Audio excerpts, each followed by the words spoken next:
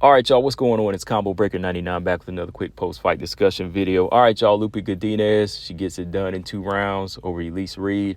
Going into this fight, I felt like Elise Reed had the skill sets to do what she needed to do, the footwork and, just move around and keep the fight at a range. She had to step it up in this one, after Sam Hughes had to pull out of this fight. Hopefully Sam is good, though. Shout out to Sam Hughes. Hopefully everything's good with her. But going into this one, I like Reed as a fighter, but Godinez, she's just got a lot of experience. She's been getting a lot of experience. She's got like 6-3 in the UFC. She's got like 9 fights total in the UFC. And, she's been training with a solid squad, that which includes Alexa Grasso.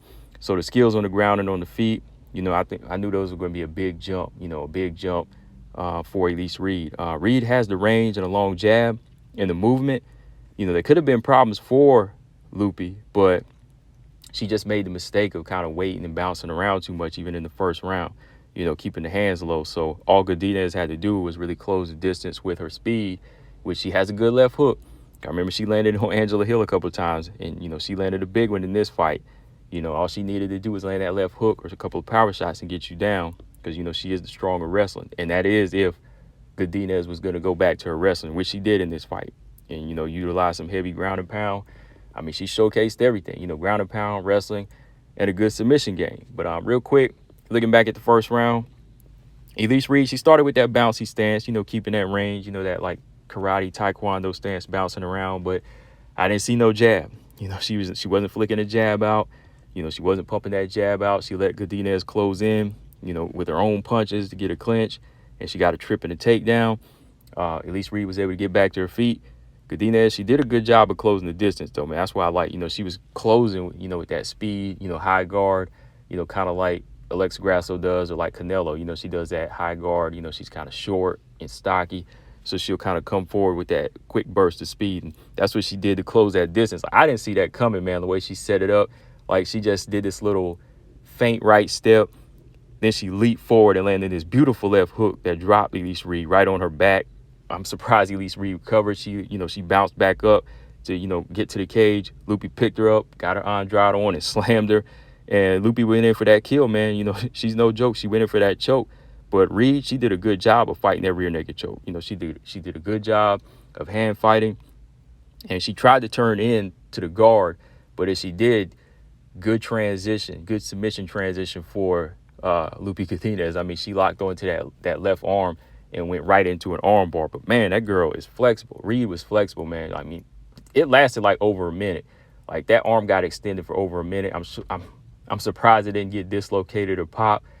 But, like I said, women are pretty flexible, even though with their arms and limbs. So she was able to survive it. She made it out of the round. But, man, that was a clear, pure, dominant round for Loopy Godinez.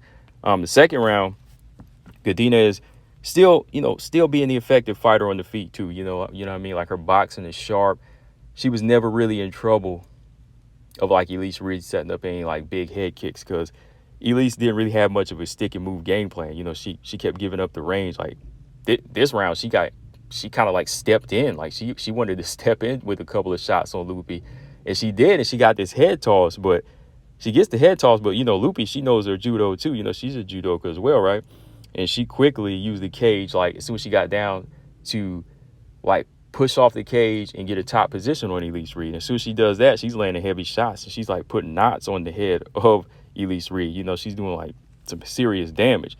And then when they got back up again, Loopy, she started beaming her with some hard lefts and rights. She hit her in the chin with, like, I say, a good 4-punch combination, which I thought she was about to get knocked out or the ref was going to stop it. But, again, this is what you do. Like, if you are about to knock somebody out, you don't smother them, but you pick them up and you slam them. And that's what she did. She hit her with like a left, right, left, and she picked Elise Reed up again, dropped her with the slam, and then this time she locked in that choke. This time Elise Reed wasn't getting out, and she had to tap. You could tell she was beaten this time because as she got laid down, belly down, she wasn't getting out of that one. So yeah, man, good win for Loopy Godinez. I know it was just a step-in fight, a switch around.